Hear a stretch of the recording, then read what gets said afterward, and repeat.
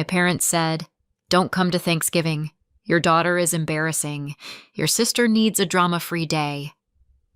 My 6-year-old and I were already on the way to the airport to fly home. I didn't cry. I took action. When my parents saw us again, their faces went pale because I still remember the exact second my stomach dropped, because my hands were on the steering wheel and I had nowhere to put the feeling. We were on the freeway, headed to the airport. It was the day before Thanksgiving. Gray sky. Traffic moving just fast enough to make you think you might actually be on time, which is always how airports lure you into optimism before humbling you at security. My daughter Ivy was in the back in her booster seat, kicking her feet like she had springs in her shoes. She'd been counting down to this trip the way kids do, like it was a holiday and a birthday and a unicorn sighting all rolled into one. "Do you think Mason will play with me this time?" she asked. Mason was my sister Allison's son. He was 7 and treated Ivy like a mildly interesting app he could close whenever he got bored.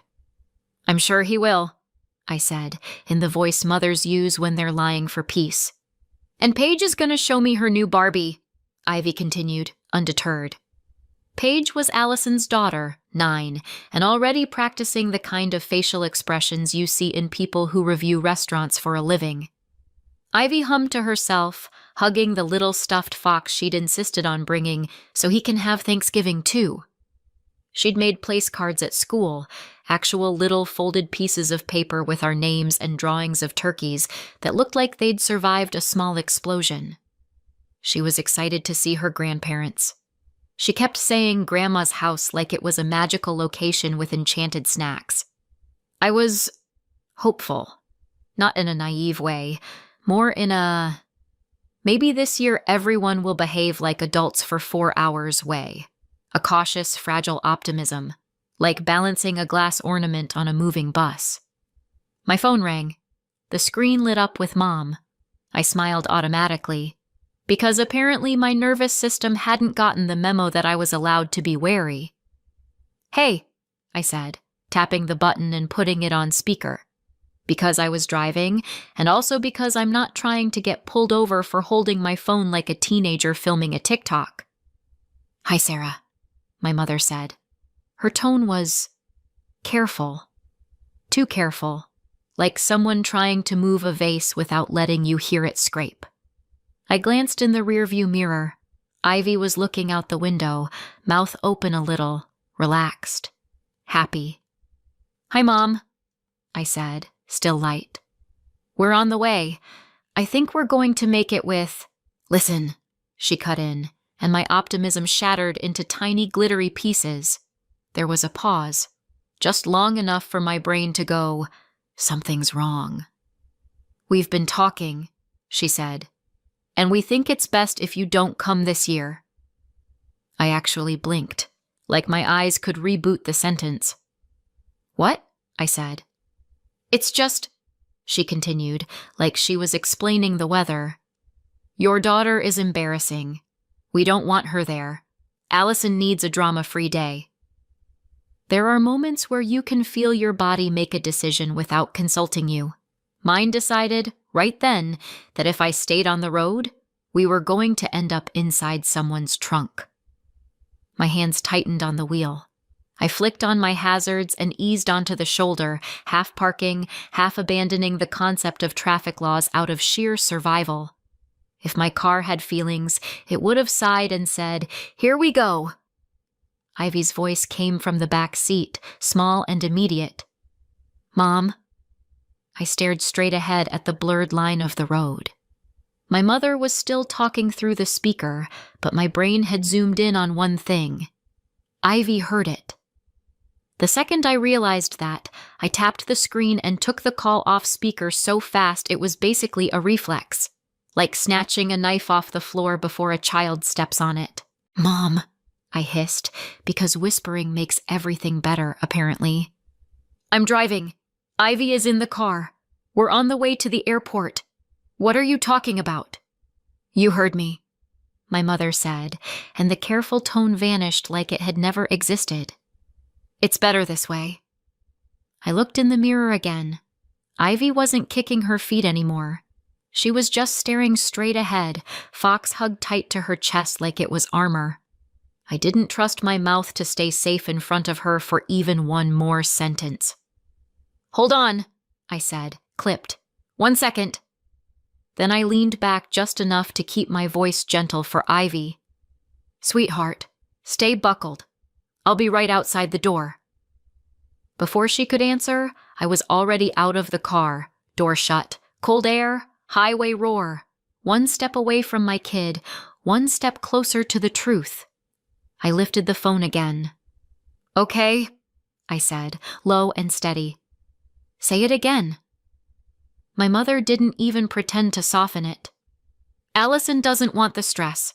She has guests. We're not doing this." "Guests," I repeated, and it came out flat. "So Ivy is... what? A bad look?" My mother made that little irritated noise she makes when I name the thing she's hiding. "Don't start." "I'm not starting," I said. "I'm clarifying.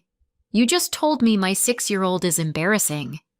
"She'll get over it," my mother said, like she was talking about a spilled drink.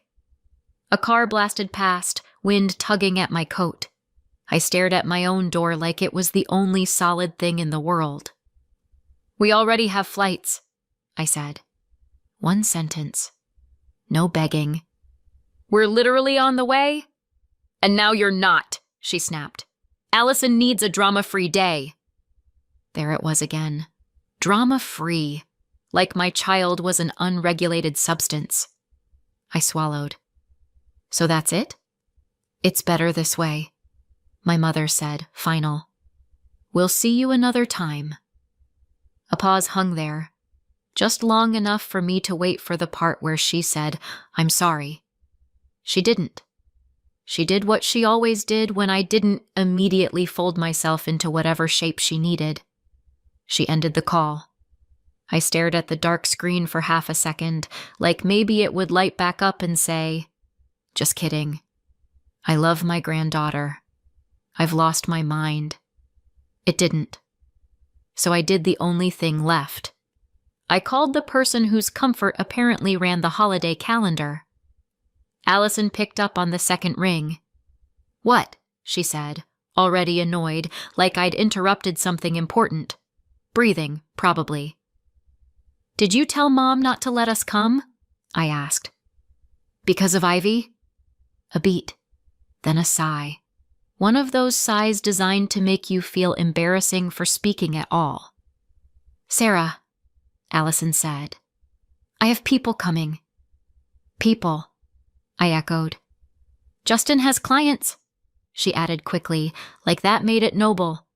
Like it was charity work to host Thanksgiving for the commercially important. My stomach went cold. "So, you didn't want questions?" There was silence, just long enough to count as an answer. Allison's voice sharpened. "I don't want a scene." "My child exists," I said. "That's the scene. You're doing it right now," Allison snapped. "This is why nobody can deal with you. You make everything dramatic." I didn't argue. I didn't explain. I didn't try to teach empathy to someone who treated it like an elective. "Okay," I said, and my voice was calm enough that even I didn't recognize it. "Got it." And I ended the call before she could reply. I stood there on the shoulder of the freeway for a few more seconds, because I needed to breathe. Then I opened the door and climbed back in. Ivy's eyes flicked to my face immediately, searching for clues the way kids do when they don't have words yet. I forced my face into calm, the kind of calm mothers learn in hostage situations. "Hey," I said softly. Ivy didn't hesitate. "They don't want me." My throat tightened. I had a sudden, vivid urge to scream into the steering wheel, but Ivy was watching me, and I had one job. "No," I said automatically. "Don't lie," Ivy said, voice wobbling. "I heard it. Grandma said I'm embarrassing." I sat back and stared at the highway. My hazards blinked, steady and bright, like my car was quietly calling for help. "I'm sorry," I said, and it came out rough. Ivy hugged her stuffed fox tighter, like she could protect it from shame. I stared at the airport signs in the distance, and I realized something with a kind of stunned clarity. I could still make this day about us. I turned the car around. Ivy didn't say anything for a while. That was the scariest part. A quiet 6-year-old is never a good sign.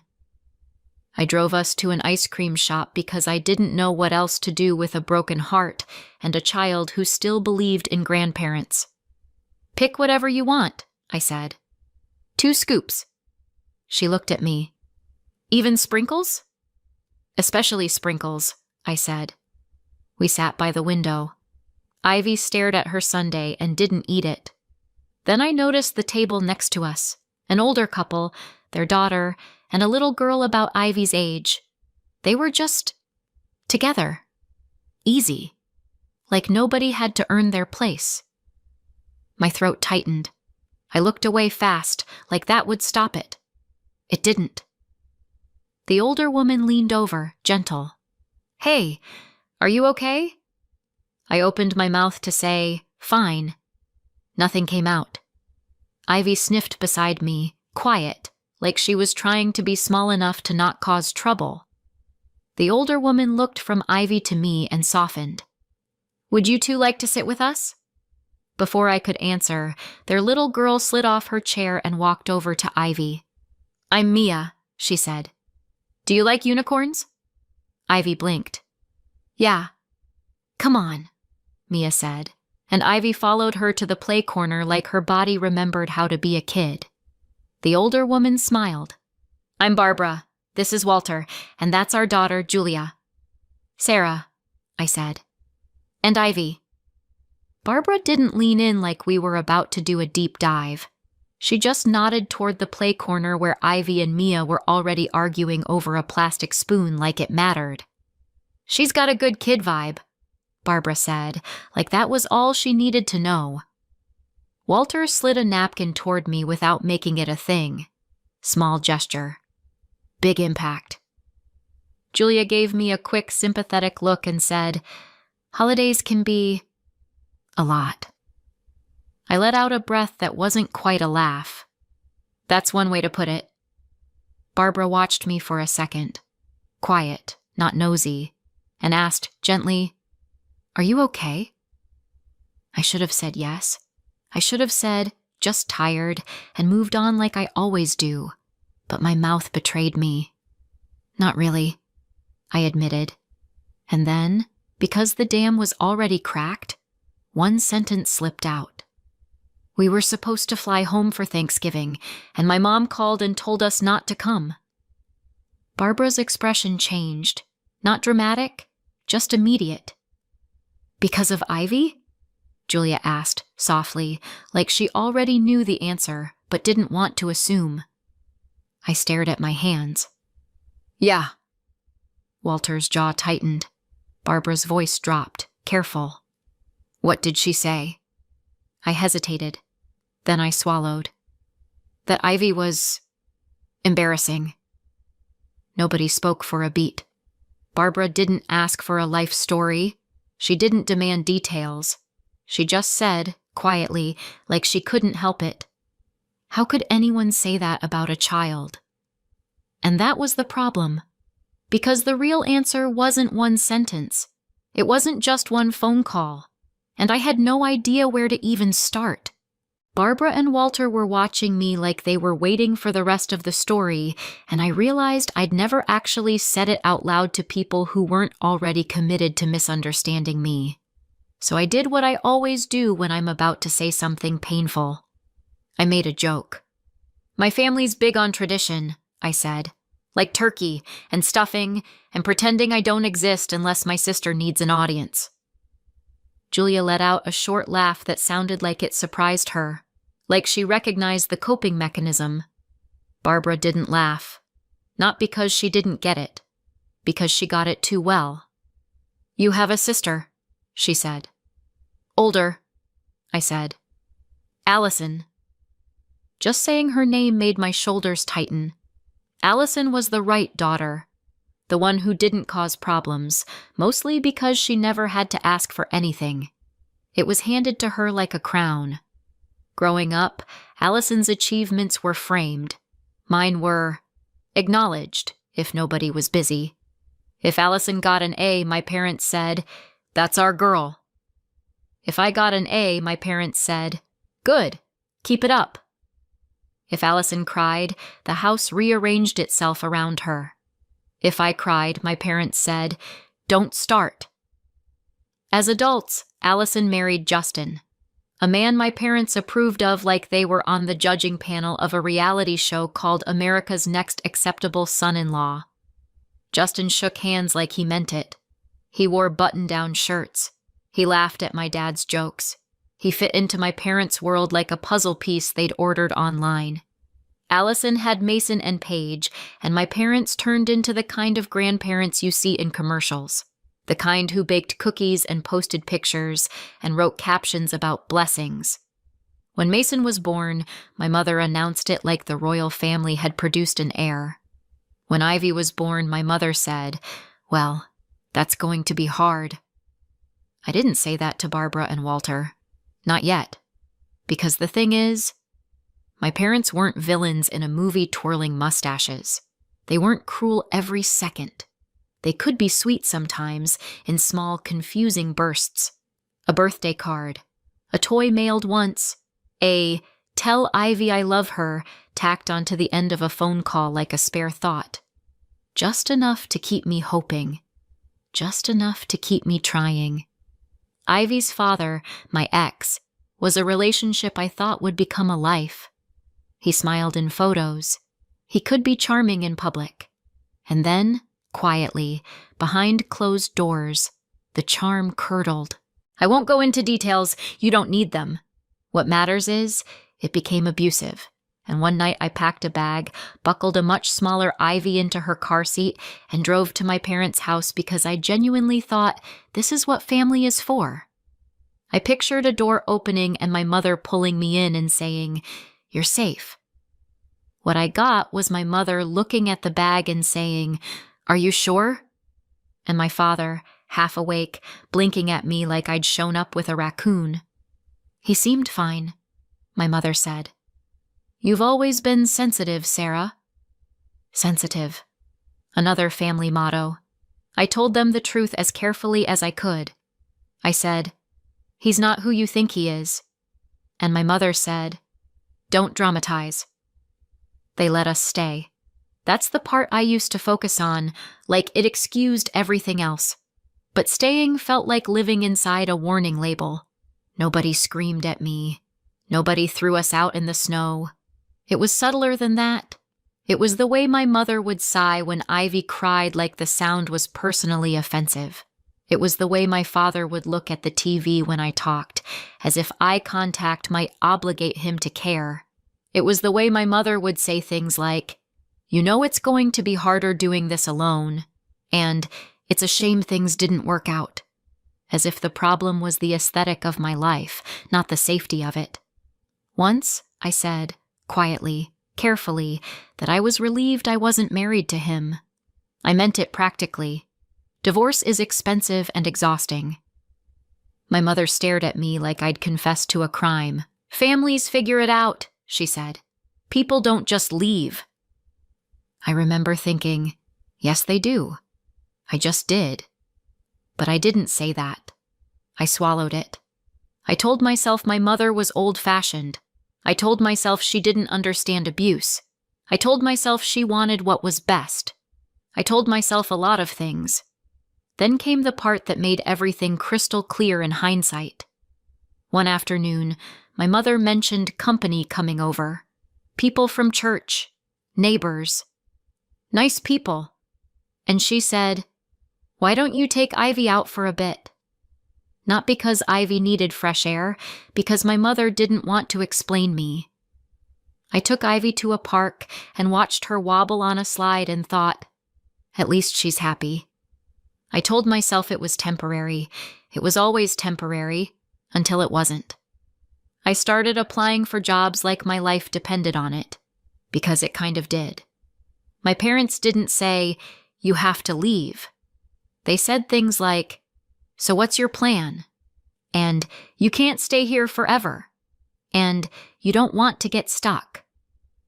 Eventually, I got a job offer, a decent one, but it was far enough that visiting meant planning, tickets, the whole production. I remember standing in the kitchen with the offer letter in my hand, Ivy on my hip, and saying, "It's really far. I think I should keep looking for something local, just a little longer." I expected my parents to say, "Of course, we can help. Stay. Find the right thing." My mother didn't even hesitate. "A job is a job," she said. "You don't turn that down." "You can't be picky," my father added, without looking up. "You don't want to be stuck here forever," my mother said, and the words landed like a door closing. So I took the job. I moved. I built a life far away. I told myself it was independence, and it was, but it was also exile with better branding. Despite everything, Ivy kept asking about her grandparents, mostly because other kids talked about theirs, and she wanted to belong. So when my mother called her embarrassing, it didn't just hurt me. It hit Ivy. And that was the final straw. I could swallow shame aimed at me, but I wasn't going to teach my daughter to swallow it too. That's why, sitting in that ice cream shop, watching Ivy play with Mia, I finally let myself see the truth. It didn't have to be like this. And when Barbara said, "Come to our Thanksgiving tomorrow," I understood it wasn't pity. It was a door. I went. Not because I wasn't terrified, because Ivy deserved a holiday where she wasn't treated like a problem to manage. Barbara's house smelled like actual Thanksgiving. Roasting turkey, butter, cinnamon, something baking that made the whole place feel warm before anyone even spoke to you. Walter opened the door with a grin like we were expected, not accommodated. "Sarah," he said, like my name belonged in his house. "You made it." Ivy hovered behind me at first, clutching her stuffed fox like a shield. Then Mia appeared and said, "You're here!" Like it was the best news of her life. Ivy's shoulders dropped 1 inch, then another. Barbara handed me a glass of something warm and said, "Kitchen's that way. Shoes wherever. You're family today." Family today. That phrase could have been corny. Coming from Barbara, it felt like truth. Ivy and Mia disappeared into a room full of toys, and I stood there in the entryway with my coat still on, blinking like someone who'd walked into the wrong movie. Then my phone buzzed. I checked it quickly, out of habit. Like maybe the universe would send me an apology text and I could go back to believing in magic. It was Facebook. And there it was. A photo of my parents at the table with Allison and Justin, Mason and Paige, all smiling, posed, perfect. The kind of picture that screams, "We are grateful. We are blessed. We are also very good at angles." The caption was something about family and nothing like time with the grandkids. Hearts, comments, people saying, "So beautiful," and "Love this." There was no mention of me, no mention of Ivy, not even a polite lie like missing someone, just clean erasure. I stared at it for a long second, and something in me went very still. Not sad, not shocked, just done. I slid my phone back into my pocket and walked into Barbara's kitchen, where Julia was stirring something on the stove and Walter was carving something like he took it personally. Barbara glanced at my face and didn't ask. She just nudged a plate toward me and said, "Sit, eat while it's hot." And here's the thing. I didn't cry, not because I wasn't hurt, because I finally understood that my tears were wasted on people who used them as proof I was dramatic. So I took action. It wasn't dramatic action. It wasn't revenge. It was a quiet internal decision so firm it felt like steel. Ivy would never audition for love again. Later, while we were eating, Ivy leaned toward me and asked, very softly, Mom, do you think Grandma will ever want me? My fork paused in midair. Across the table, Barbara didn't look at me. She didn't need to. I could feel her listening. I forced my voice into calm. You are not the problem, I said. Not ever. Ivy nodded like she wanted to believe me, but wasn't sure she was allowed to. Julia reached over and slid Ivy an extra roll. No fuss. No poor baby. Just, here. You're included. After Thanksgiving, my parents didn't text. I didn't text. Days turned into weeks. Weeks into months. It wasn't a dramatic cutoff. It was mutual silence that proved how conditional my place in that family had always been. If I wasn't showing up to be managed, nobody came looking.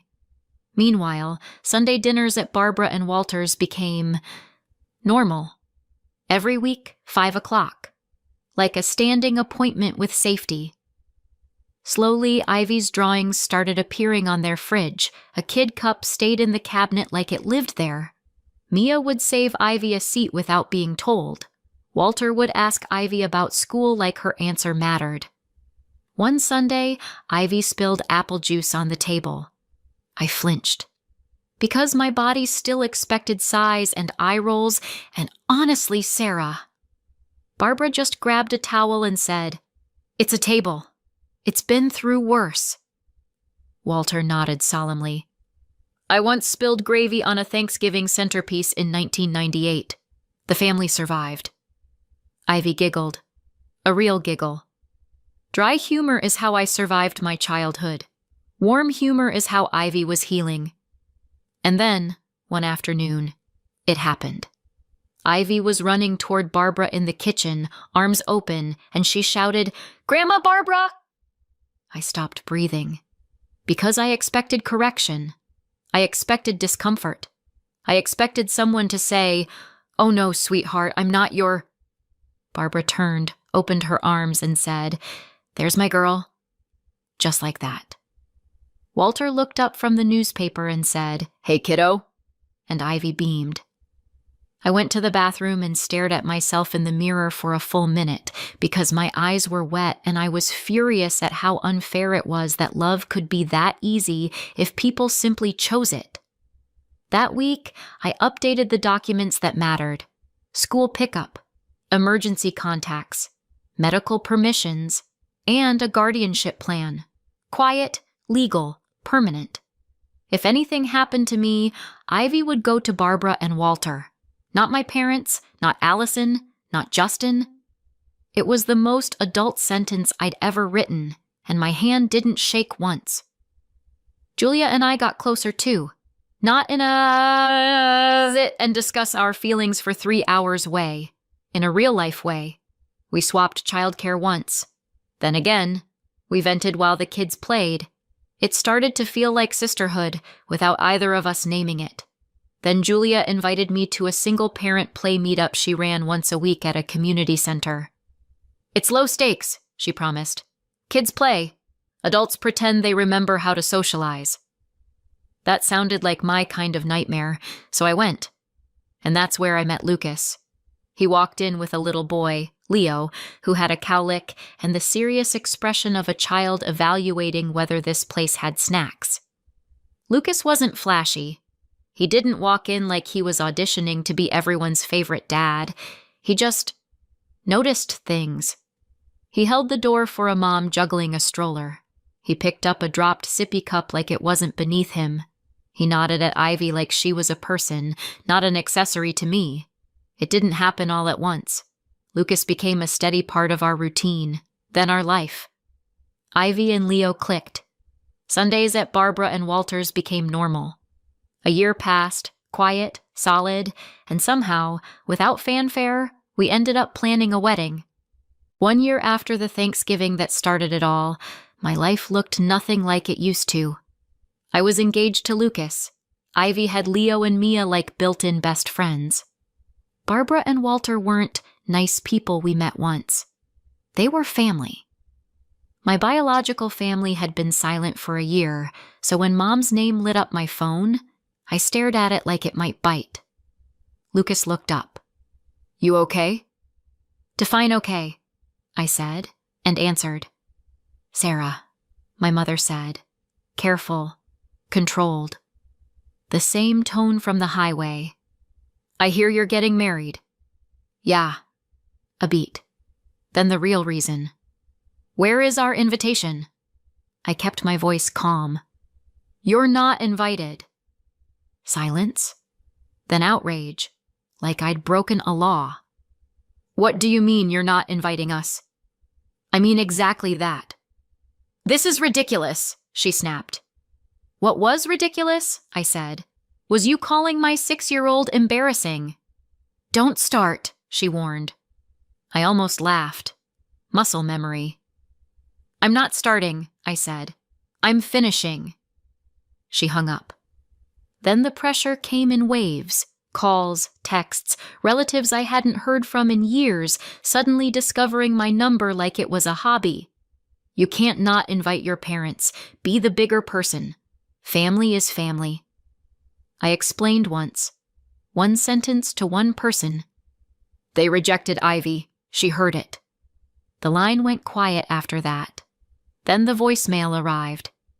We're coming anyway, my mother said, tight and satisfied, like she'd solved a problem. Allison texted, You're being dramatic. This is why nobody can deal with you. Lucas listened to it all, jaw tight. You're not crazy, he said quietly. Thank you, I said. I'd like that embroidered on a pillow. We arranged security for the wedding. One rule, no exceptions. No one approaches Ivy. Wedding day arrived. I was getting ready with Julia fussing over a curling iron, Barbara fixing Ivy's dress, and Walter standing nearby pretending he wasn't emotional. Ivy spun. Do I look fancy? You look like trouble, Julia said fondly. The best kind. Barbara smiled at Ivy. Our girl. Walter cleared his throat. Ready, kiddo? Then the coordinator stepped in. Sarah, your parents are here, and your sister's family. My pulse spiked. Lucas was instantly beside me. Want them removed? I looked at Ivy. Bright dress, little bracelet, 6-year-old heart still healing. I wasn't risking a shouting match with Ivy within earshot. No, I said. Let them in. Back row. Away from Ivy. If they move toward her, stop them. The coordinator nodded and disappeared. Walter offered his arm. His hand was steady. That was the whole point. I stepped into the aisle. They were in the back. My mother stiff, my father shrinking, Allison scanning the room like it was a performance review, Justin leaning back like he belonged, Mason and Paige bored already. My biological father didn't stand. Walter did. Walter walked me down the aisle like he was honored to be there, like I mattered. Lucas waited at the altar, eyes locked on me, the kind of gaze that says, I choose you. I choose your child. And we got married. My biological family watched from the back like people who'd shown up too late to matter. At the reception, Ivy was safe at the kids' table with Mia and Leo. That was all I cared about. Then the DJ tapped the mic. If I can have everyone's attention. My stomach tightened. Not fear. Anticipation. Because I'd planned this part. I took the microphone. Thank you, I said, for being here. I paused. Then I said it. Calm, clear, impossible to ignore. A year ago, I was told not to come to Thanksgiving because my child was too much. A hush moved through the room. That call didn't take something from us. It showed me where we actually belonged. I turned toward Barbara and Walter. Barbara, Walter, you made room for us when you didn't have to. You loved Ivy like she wasn't a burden, like she was exactly what she is, an incredible kid. The room erupted. Applause, whistles, people standing. Barbara stood, overwhelmed. Walter stood beside her, face red and proud. Julia, I added, you became the sister I always needed.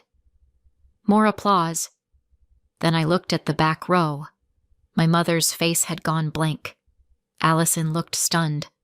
Justin's smile was gone. My father stared at his hands. Their faces were pale because now the room knew. Now the story belonged to me. I handed the mic back and stepped into Lucas's arms. For one perfect second, it was mine.